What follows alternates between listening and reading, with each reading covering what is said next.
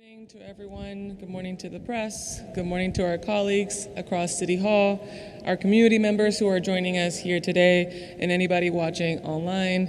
And I would like to dedicate a special appreciation to our Office of LGBTQ Advancement for the ongoing work that they're doing to ensure that at all moments of this particular initiative that we'll be announcing today, we have had the community at the forefront leading us along the way. My name is Maria Angelis Solis Cervera. I use she, her pronouns, and I'm the Chief of Equity and Inclusion. I have a quick story to tell you before we announce our big initiative today. Back in 2020, a woman by the name of Michelle Wu, then Councillor Wu, alongside her partner, Councillor Braden in the council, announced a proposal to ensure that we were being inclusive in the way that we collected gender data. And it is with great pleasure, excitement, and pride that I get to announce that today, 3 years later, almost at the 20th anniversary of same-sex marriage in the state of Massachusetts, the city of Boston is taking yet another step in ensuring that our city is more equitable and inclusive of everyone, regardless of the gender that they have. Today we are launching our gender-aware guidelines and standards for the City of Boston services and removing any gender markers for marriage certificates.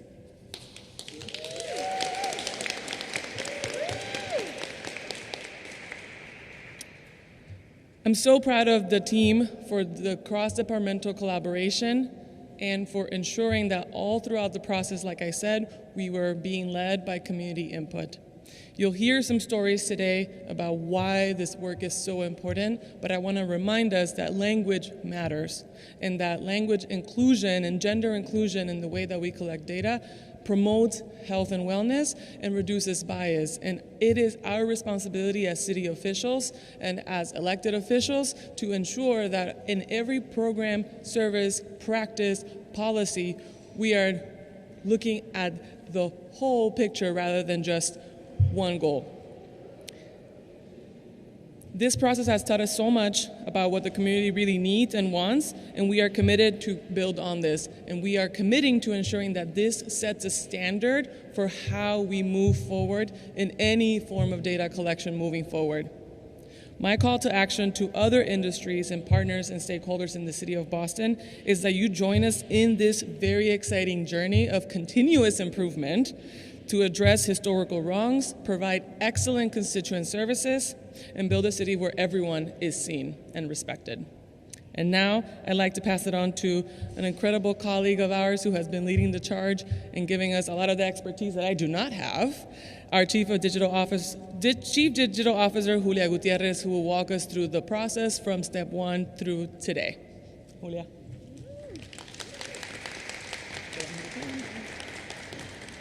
Good morning, everybody. I'm Julia Gutierrez. I use she, her pronouns, and I am the Chief Digital Officer here at the City of Boston. When we approach this initiative, we recognize the opportunity to put our residents at the center of our work and develop standards and guidelines based on the experiences that our residents are having today with the City of Boston and that they want to have in the future moving forward with the City of Boston. The first step we did was do our homework. The staff who led this effort educated themselves on gender, sexual orientation, and data collection practices to help ensure that we minimized any harm caused by this research.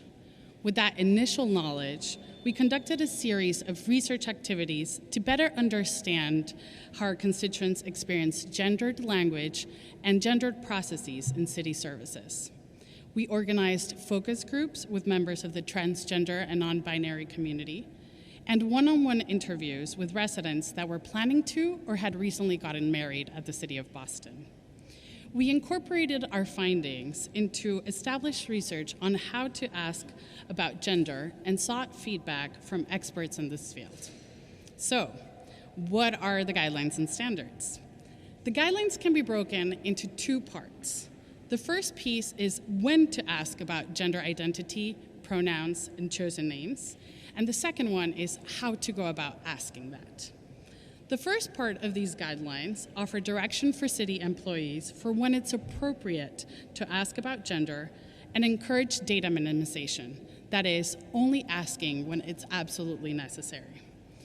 The guide walks city employees through concrete examples, such as when state or federal regulations require that we collect this information, or when we're trying to bridge a gap in service delivery across the gender spectrum.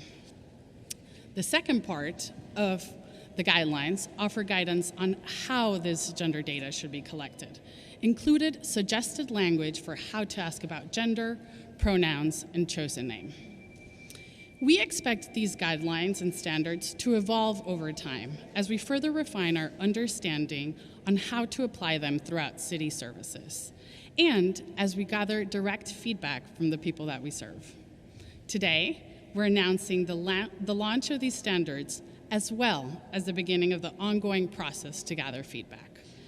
Everybody who visits boston.gov will be able to share feedback either directly on the site or by emailing us at techgovernance@boston.gov. Just as the language for talking about gender dynamic changes over time, we expect to regularly review and continuously improve these standards and guidelines in response to the feedback that we receive. Today also marks the official start of implementation across City Hall. Our City Registrar, Paul Chung, will speak to our first implementation of the standards and guidelines in the marriage process. In the weeks to come, we'll share these guidelines and standards internally, host office hours where city staff are invited to come and ask questions about how to use the guide, and proactively reach out to departments and teams that have significant data collection responsibilities. This will take time. We're committed to ensuring that all of the affected city employees and departments get the proper support to embed gender-inclusive language and practices into the way they engage with residents and ask for personal information. We greatly appreciate your patience as we make this change across Boston city government.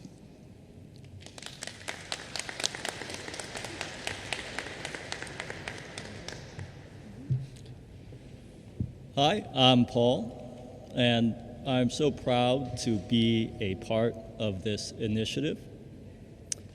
Every year, about 5,000 couples come to City Hall to apply to be married.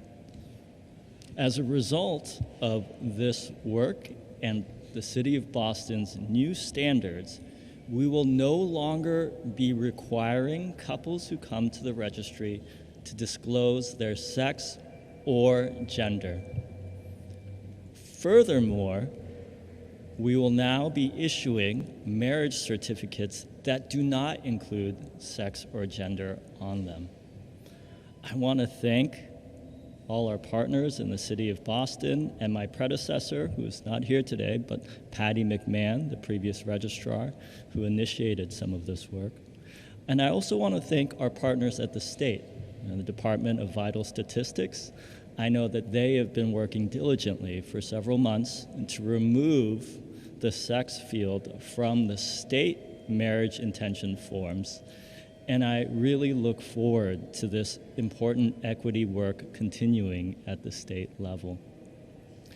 So with that, I want to turn the microphone over to Kimberly Roten, and they are one of those 5,000 couples who came to apply to be married, and we want to share about how these changes have impacted them. Additionally, we do have Kimberly's marriage certificate, and her marriage certificate we printed today is the first one that does not have the sex information on it. So we're really looking forward.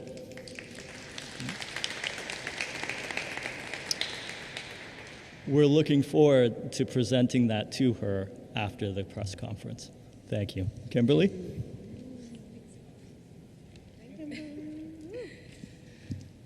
Residents of Boston, good morning. My name is Kimberly Roden. I'm the Director of Policy and Strategic Initiatives for the Mayor's Office of Returning Citizens. I love my job, But today I speak to you not only as a proud employee of City Hall, but as a non-binary resident of this great city who got married to the love of my life on June 10th of this year, actually by Paul. I have eagerly awaited a transformative future when my identity and the identities of my community would be recognized and respected by the institutions that govern us. Today, Boston has taken a monumental step in that direction by removing gender markers from our city's marriage certificates and creating gender-aware guidelines for all city services. For many, unfortunately, a marriage certificate is a symbol of love and commitment, but unfortunately for people like me, the certificate's outdated and narrow gender markers were a glaring reminder that our city still had a long way to go to acknowledging our existence.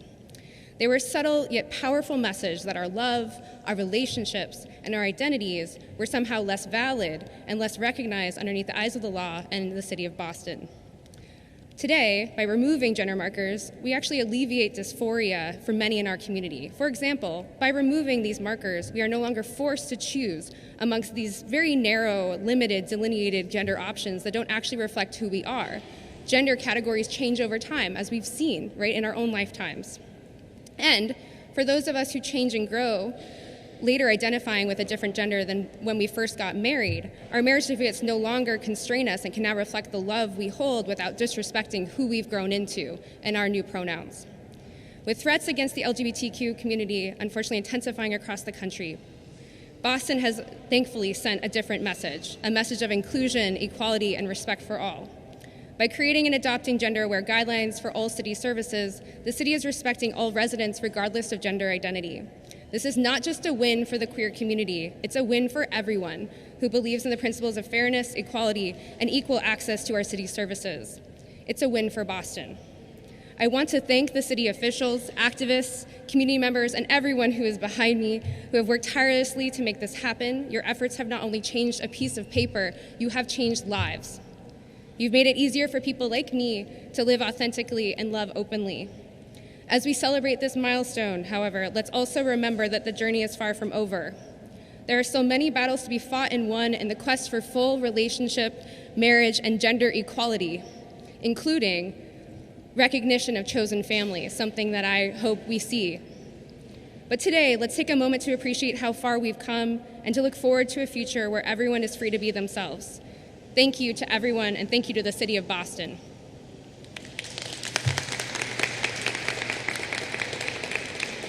And I want to introduce the founder and executive director of HELP, Antonio Mateo Garcia, who stands behind me. Thank you.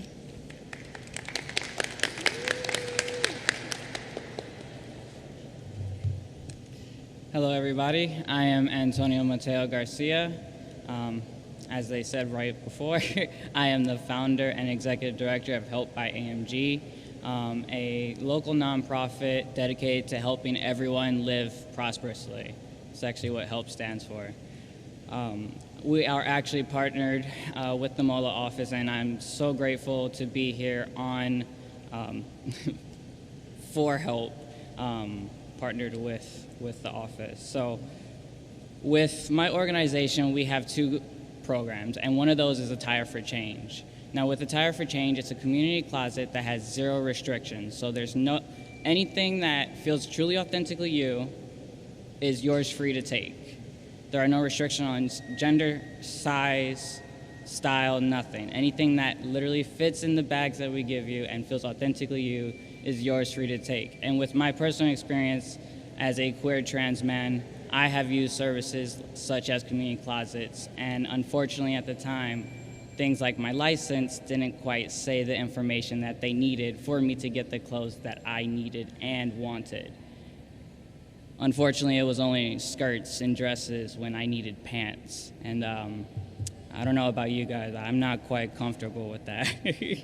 So, long story short, I ended up deciding to give back to those who felt just like me.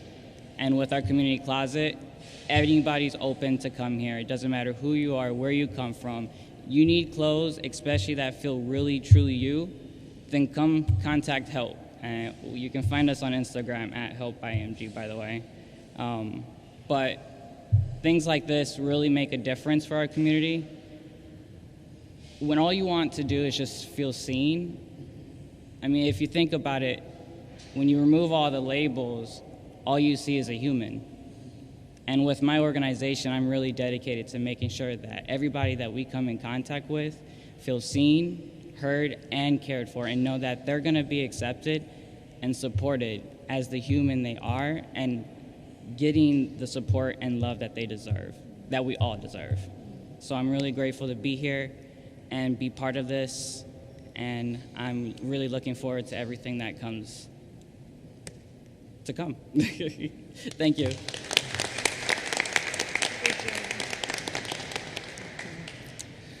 Thank you, Antonio, for leading the way in so much of the work that we as an office and as an administration are committed to following and helping you with.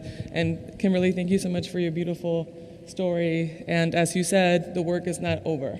And so now I want to invite Councilor Coletta, who has been an incredible partner from the City Council in ensuring that we are not only looking at the mayor's vision, then Councilor Wu in 2020, but also looking beyond that and ensuring that we are expanding the way that we are looking at gender inclusion in the city of Boston. So, Councilor, could you please join us and tell us a little bit of your amendment, please? Thank you so much, Chief Solis. I did not expect to be up here, so I'm going to keep this brief, but I'm grateful to be here to talk about the amendment.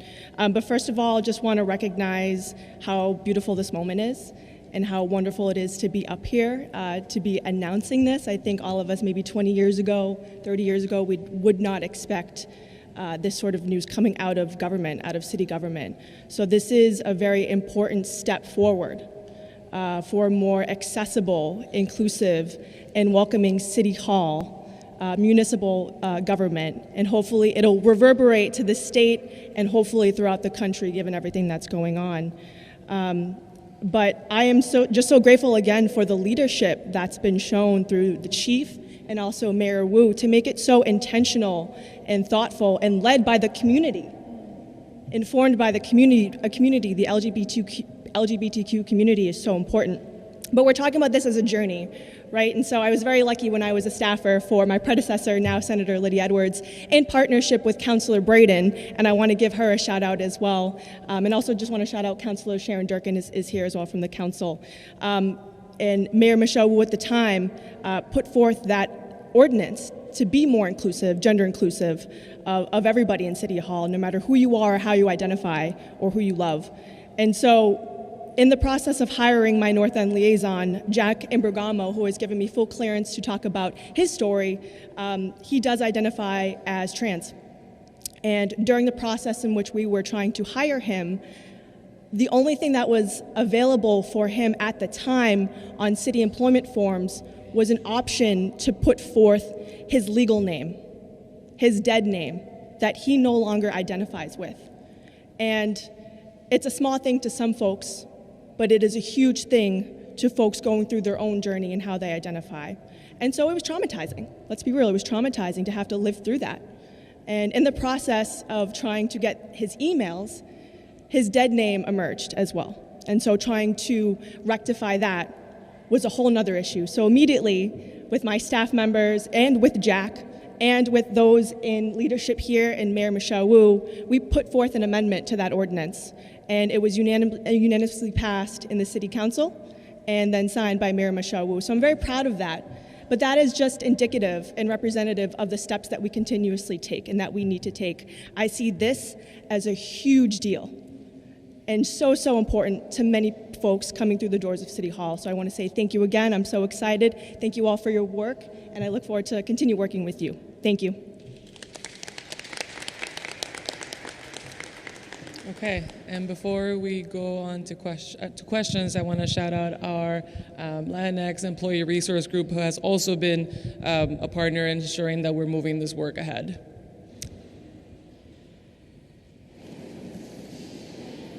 We're good? Okay. If anybody, we have a quick, yes, Paul, come on. I'm also trying to avoid questions, it seems like. So, Paul, you want to go ahead and do this beautiful moment? Here.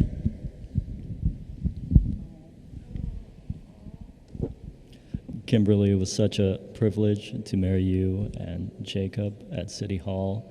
Your love makes the world a better place. It makes this city a better place. And your gender is not required to be collected by law. And in fact, under our new standards, we are not collecting it, and we are now no longer printing it on the marriage certificates. This is the first marriage certificate, and I think it's fitting because you are such an important part of making these changes happen. So it's my privilege to present this to you. Congratulations. Many, many, many happy years ahead for you and Jacob.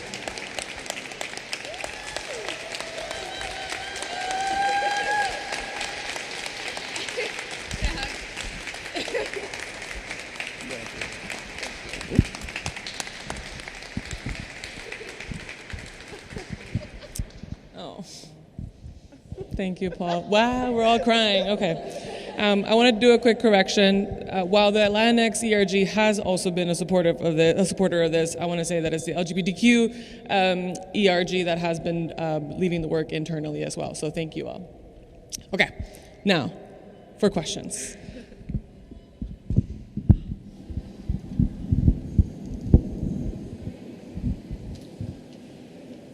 Can someone talk about the updated FDA guidelines for gay and bisexual men?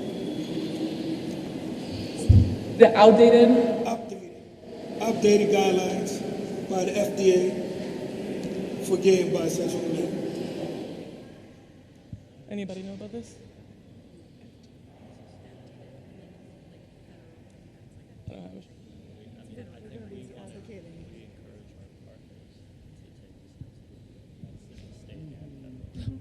As stated earlier, we encourage our partners to look at the guidelines that we are setting forward to make sure that they are also expanding gender inclusion in the data collection.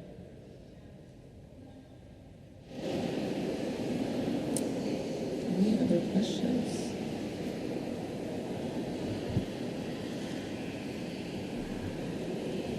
Okay, thank you all very much.